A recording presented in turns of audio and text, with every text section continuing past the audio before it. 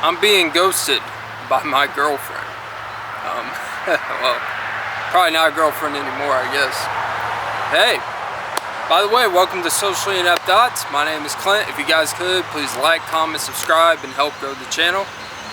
And yeah, that's the intro. Back to the video. Yeah, I'm being ghosted. It's a weird feeling, you know? And I'm not gonna get, you know, it's not about outing people, but sometimes, you know, if I'm gonna talk about things on this channel, I gotta talk about things that actually apply in real application. I've never been ghosted before. Not even by someone that I'm casually talking to. Never. I've never been flat out just ghosted for days and days like that.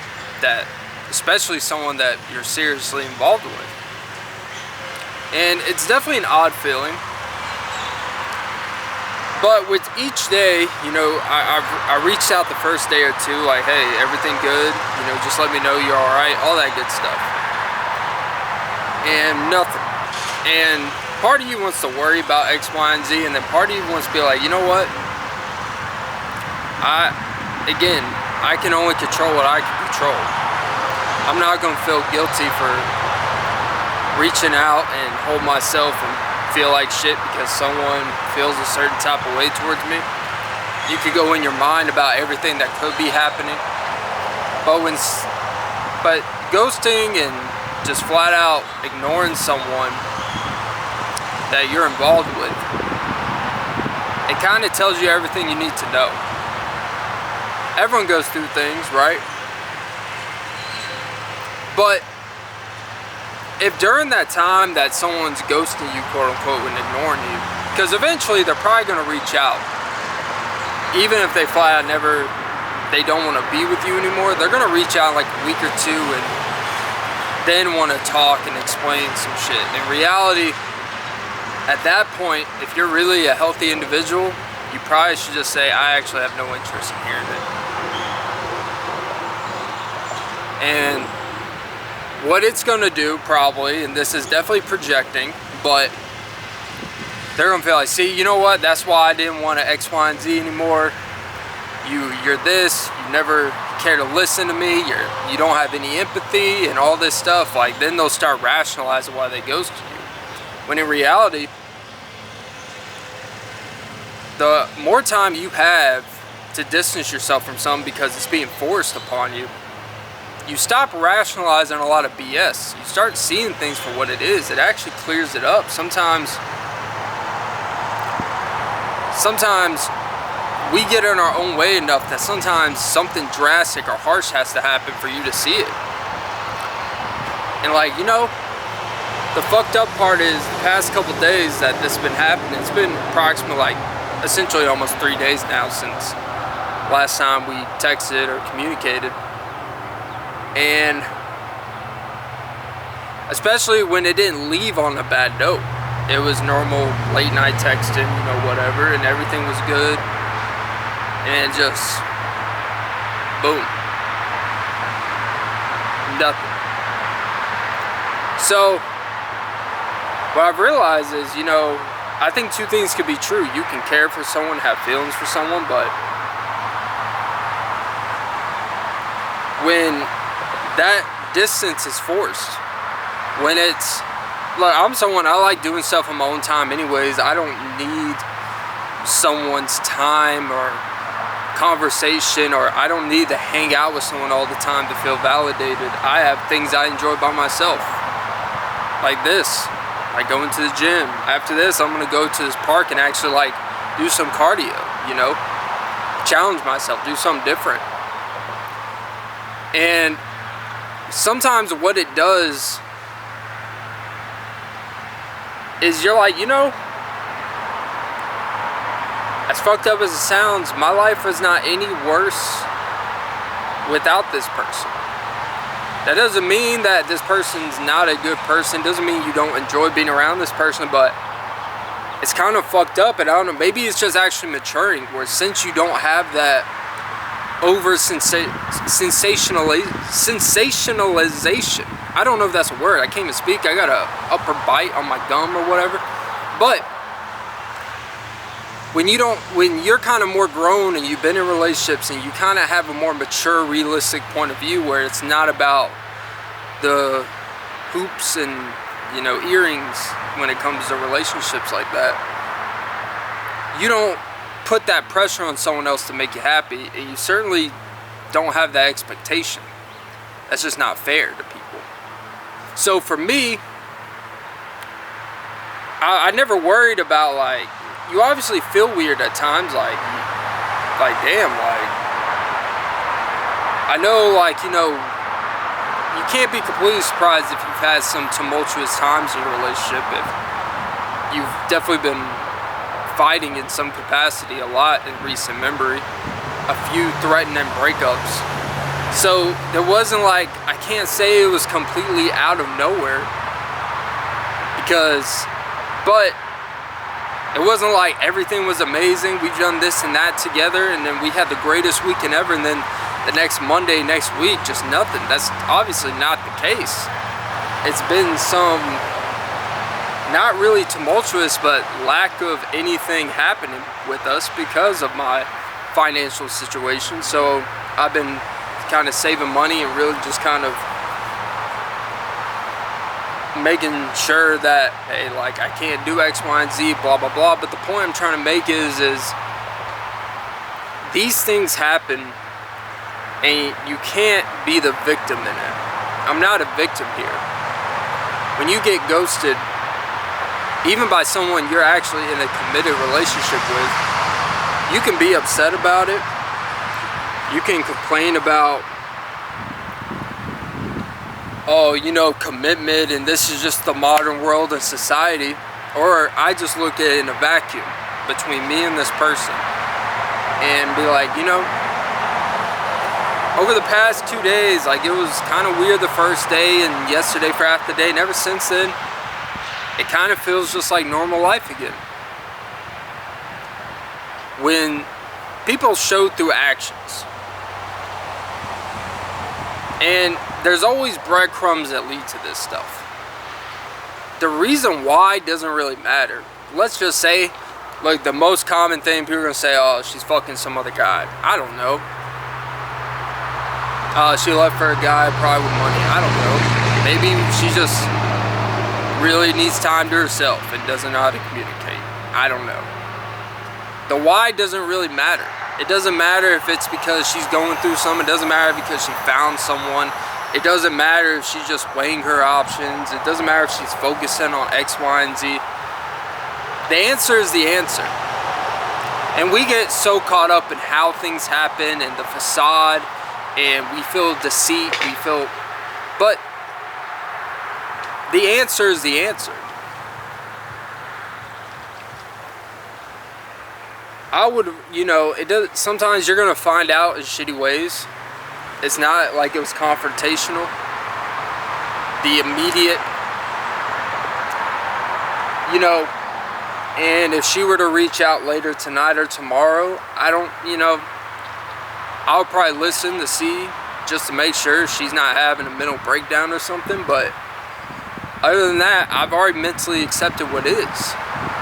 And people are like, oh, well, you know what, you're not emotional, you must have not cared or loved her, or all that stuff. It's like, it's not the case at all. One, to be frank, we haven't been together that long, but I have known her for a long time.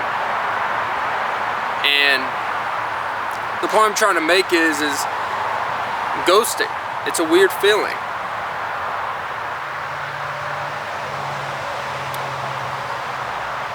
I'm not a victim here because I know I haven't really been able to do a whole lot together. I haven't been able to do traditional stuff, go on dates. We haven't been able, and that's something that's mattered to her. And I think what I'm doing right now is a very important lesson to anyone that's going through breakups, especially when you're younger and you don't know how to deal with it as well, is you just got to keep doing what you're doing. And I hate to say let the rest fall where it may, but sitting there in your room, or, you know, gooning out, as the kids say, or your first instinct shouldn't be trying to replace that feeling. It should be, you you should feel comfortable whether you're with someone or not, and be mature about it if someone doesn't want to be with you. They may not, you gotta understand, not everyone has direct communication. You gotta understand that everyone has different type of things, so you're not always gonna get the reception. You're not always gonna get the way that we feel entitled to. Everyone feels like they're entitled to, oh, I wish they would have just told me in person. I mean, sure, they could have texted you 2 or 3 days later and say, hey, I want to meet up at a park and I just want to talk about something, but you already know what the deal is. The answer is the answer, and I don't want to be the guy that actions speak louder than words, but most people tell you without ever telling. And ghosting, you know, is it immature in a way? I guess you can say, if it's someone that you have committed to in a way. But use it as an opportunity to really just focus on what you're doing. And I promise what you're going to see over time is, do not let it affect everything of how you do everything in the future. Because they will reach back out to you. It may be to tell you, maybe to apologize, maybe, but you can kindly listen to them and be like, I hear what you're saying, but this amount of time that you've gone without communicating, without even telling me that you needed time, you know, I'm good. And they may try to make you feel like a piece of shit for it, not understanding, not being receptive to their mental health and all that stuff. And two things could be true. I can care about your well-being, but there's still a minimal level of respect that you've got to show, so you don't have me worried, so you don't have me thinking about X, Y, and Z. I mean, at least, like, if you are out there doing some fuck shit, you can at least lie and pretend that you're not. I mean, you know, couldn't even do that. They would rather you never let someone's absence dictate thoughts that you're starting to create in your head. Never let that happen. Once you start trying to assume X, Y, and Z, the answer is the answer. The why is honestly very irrelevant in most cases. If it doesn't involve you anymore, it doesn't matter why. It doesn't matter if they were having a mental breakdown. It doesn't matter if they're stressed. It doesn't matter if something happened. It doesn't matter if they're trying to be secretive, cheating. It doesn't matter. They're telling you. Absence is absence. It speaks loudly. People will tell you all the time about what they want from you, and that they're happy with you or that they're unhappy with you, and they want you to be this, but they accept you for this. Absence speaks volumes. And what you need to pay attention to is not what they're doing, but how is that absence making you feel? And I gotta be honest, like, you, of course, you care and think about the person, but, you know, it's free content. No, I'm kidding. But it's, when you can still go about your daily life and it doesn't, like, make you feel terrible, one, I think that's a mature, good sign from you. You haven't placed that pressure and value that someone dictates over your life. That's never healthy. But it also speaks that life would be just as fine, and you could probably argue to yourself, it might be better without this person. And maybe in their eyes, they've known for a while, and they don't want to be the one to break the news. They don't want to be the, and you got to kind of just, like, it doesn't matter how you feel you deserve to hear it.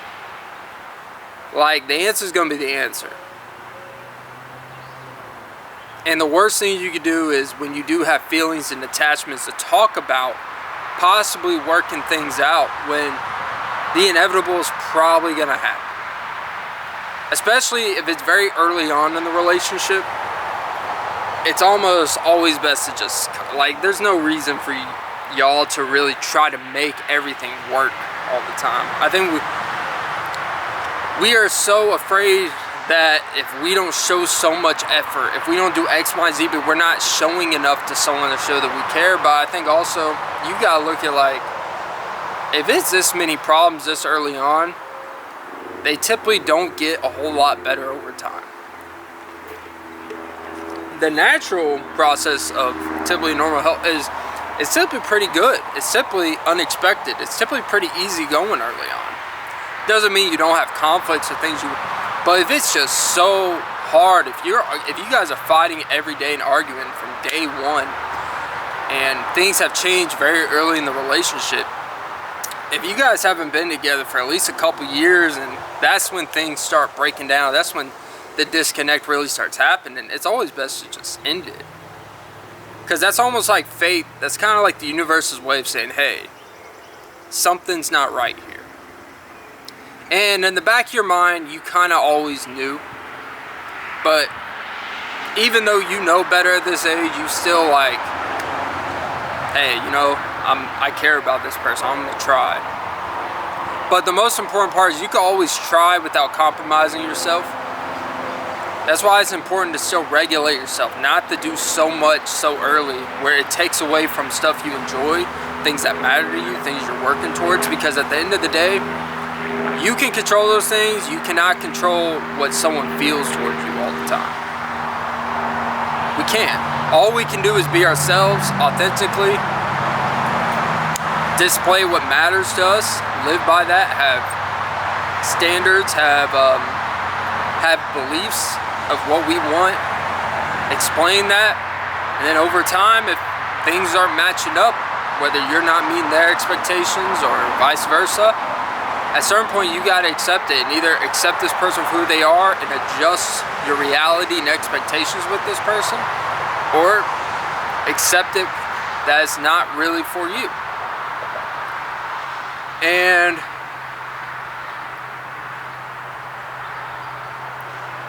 I think the number one thing is, I think I wrote this down actually.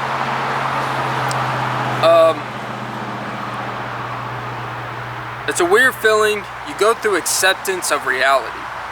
And when you feel comfortable without someone, it probably tells you everything you need to know. And then maybe I deserve it. That's the only note I wrote for this whole topic. Maybe I deserve it.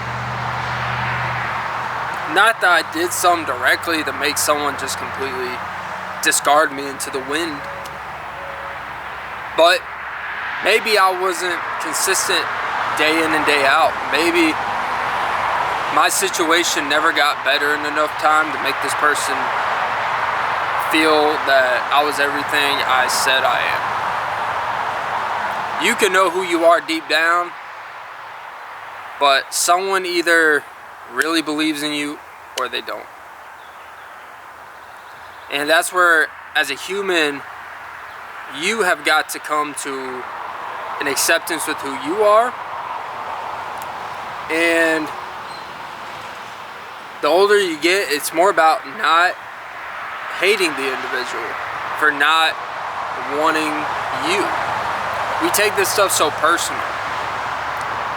If I was like 22 and this happened, like, I would be like, oh my God, what's wrong? Why aren't you this and that? Like, at this age, I'm just like, you know,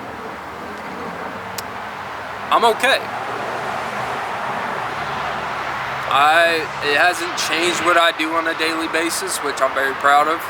It doesn't change my purpose. It doesn't change like my regulation levels of my hormones or my mood. You should never let other people dictate your mood. And for whatever reason, maybe they feel that distance from me is better for them. And that's why, like, I'm very careful. I'm not going to get into the specifics of this relationship, but I know there's a lot of people that go through this stuff.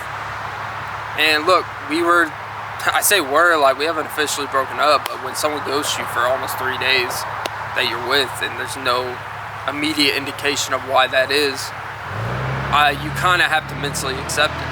Don't be someone that always is just kind of naive and just think that, oh, it must be something drastic. Like, most people have control of what they're doing.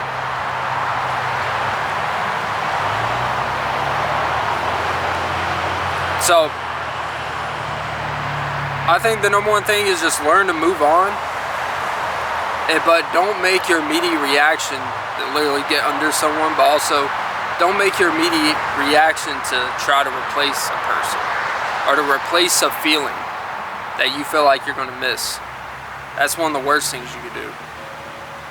I just think, you know, it's very, very important to reflect, take the time to reflect, take the time to really be present with yourself. And ghosting is not always a reflection on you. And you know, just that's why it's very important to stay on your purpose, because your purpose will always be there for you to continue working on and take. People are fickle. Family members can be fickle. Boyfriends or girlfriends you're with, even friends of yours. People that you meet in everyday life. You can go to the gym and see someone every day for 3 years. One day they just disappear and they never even told you that they moved to another state. Like, that's just life. And I think it's more important, something you learn is we kind of live in this, you see it a lot in when people make it big in Hollywood or celebrity or something, or musician, and especially like in content creation, because it's a very hard thing to get into and be successful at. It's always this, everyone said I couldn't do it. You know, I had my teachers told me I would never be this. My college, you know, my college professor said I was the worst writer ever, and then they became, you know, one of the best-selling novelists in history. It's always, people focus on what people said they couldn't do or who they're not. And I think it's more important to focus on the people that, even if they never said, I believe you can do this, they never said you couldn't. And I think it's important to focus on, there are people that believe in you more than people who don't. You know?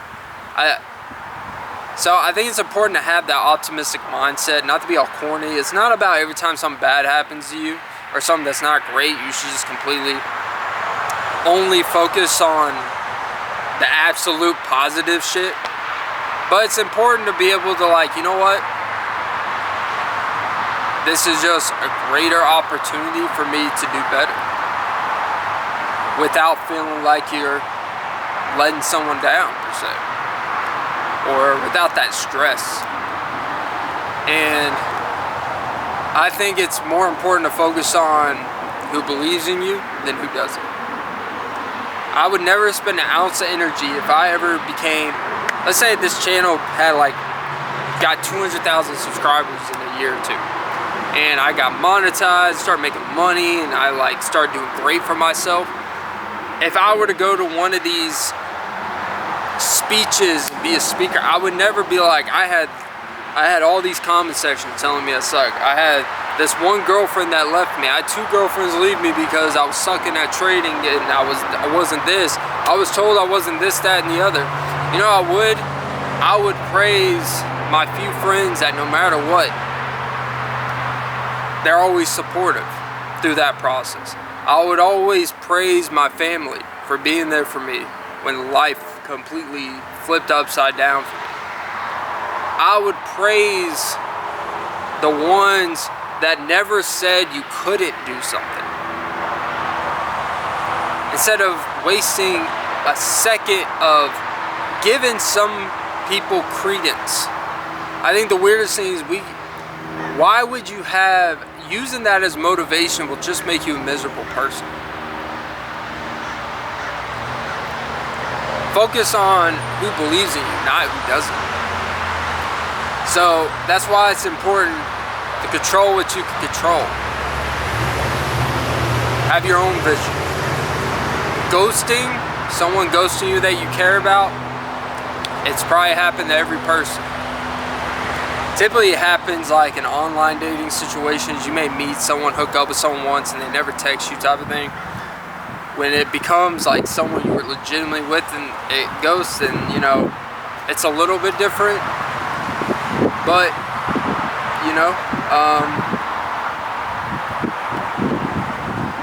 at the end of the day, you just gotta move on. But yeah.